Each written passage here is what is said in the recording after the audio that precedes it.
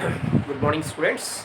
This is your Ishwar sir, and we are going to deal animal diversity, nothing but animal kingdom, from today onwards, Nana. And today, let us discuss about none other than Porifera, Nidaria, and Ctenophora. These three classes. Let us remember and let us teach today, Amma. Come to the Porifera, Nana.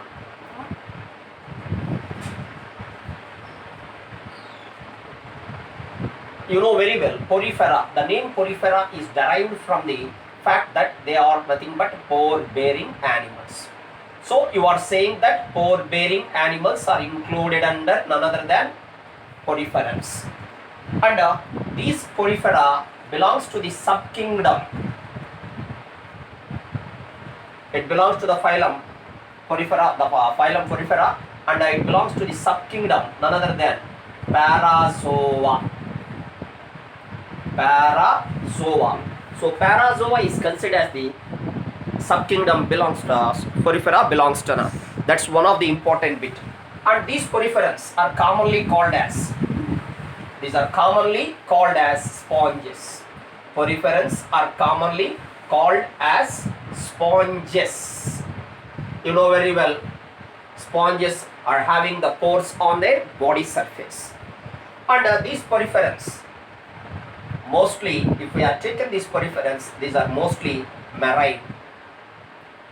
It means they are present in the sea water or salt water, and very few are fresh water.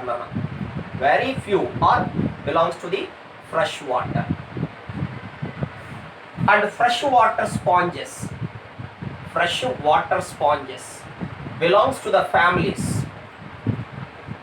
So freshwater sponges belongs to two families, that is Spongillidae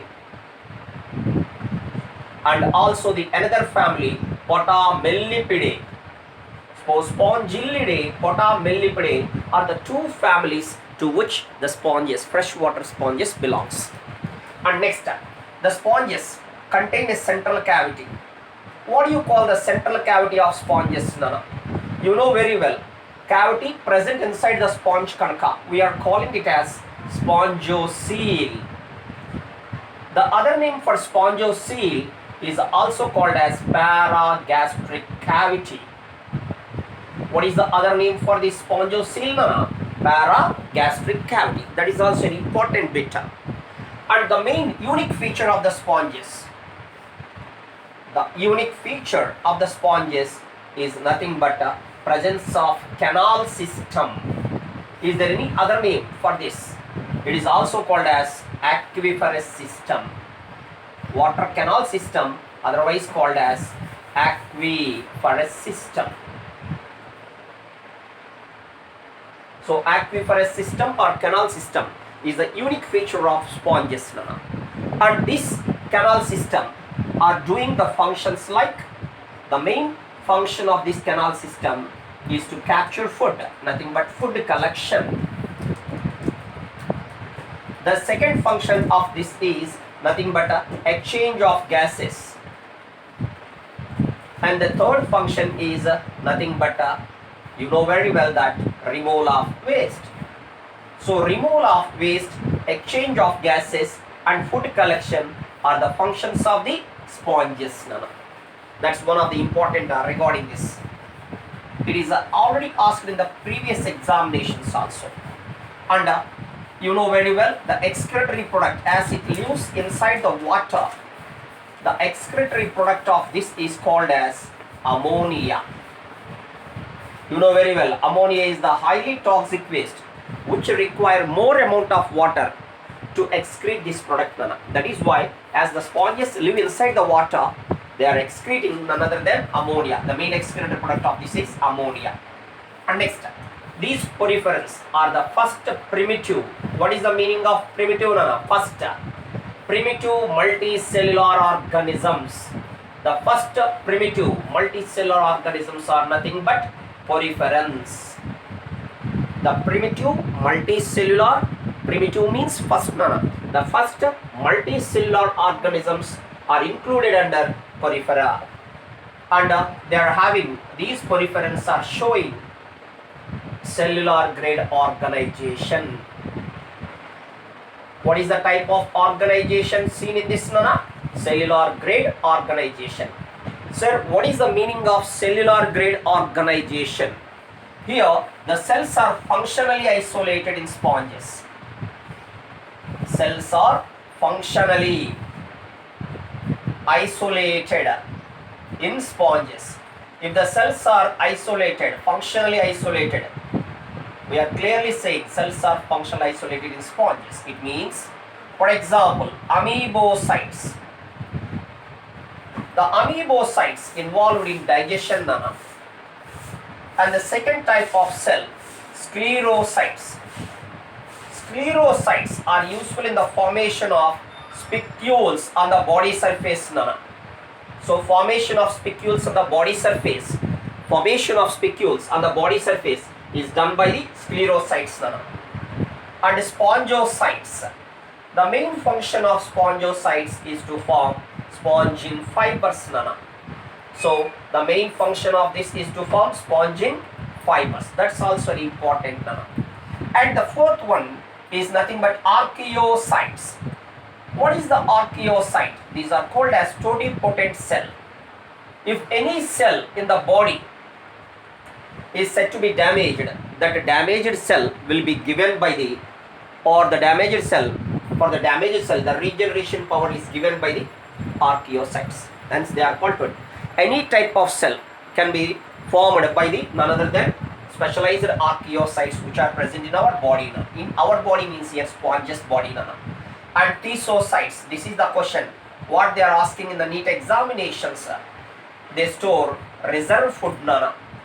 So storing of reserve food is the main function of tissocytes. Right. So then what about the body? You know very well, body is the diploblastic. What is the meaning of diploblastic body, Nana? The body, mainly the meaning of diploblastic body, it means it contains two layers. It contains two layers of. Among two layers, what is the outer layer, Nana? You know very well. Outer layer is flattened epidermal cell layer called pinacoderm, and this pinacoderm contains the specialized cells called pinacocytes, Nana. What are the specialized cells present in the flattened epidermal cells present in the pinacoderm are called as pinacocytes, Nana. Then what about the inner layer? The innermost layer is called as carnoderm, Nana. And this carnoderm contain flagellated cells and they are called as collar cells. Is there any other name for these collar cells? Yes, it is having another name that is called carnocytes, Nana. What is the other name given for this collar cells, Nana? Nothing but carnocytes. This is one of the important bit. And here, in between two layers,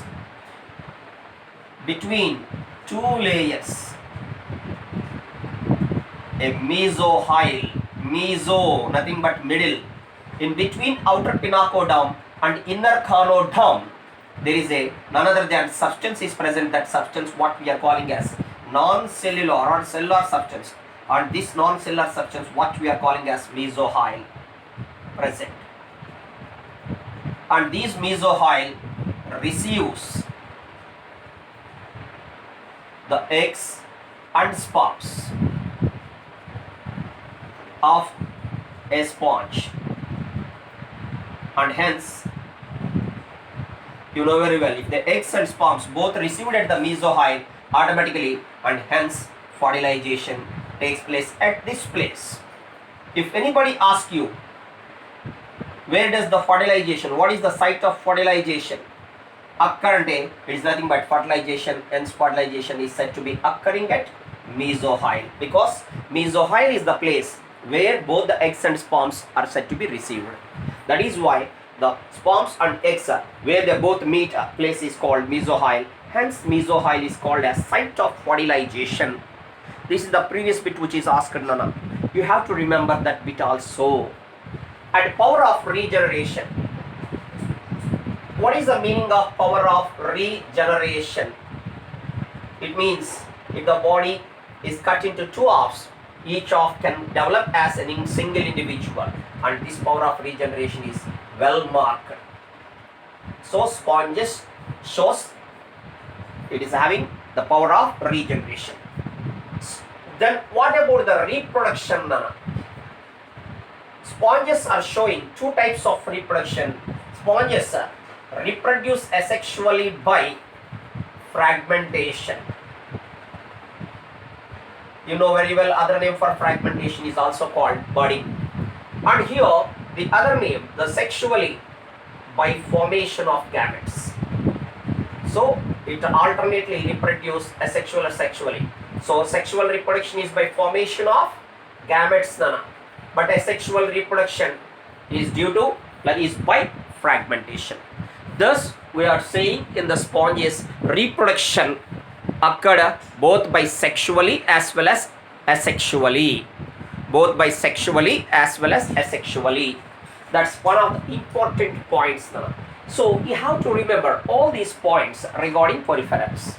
So poriferans are called primitive multicellular organisms with cellular grade organization.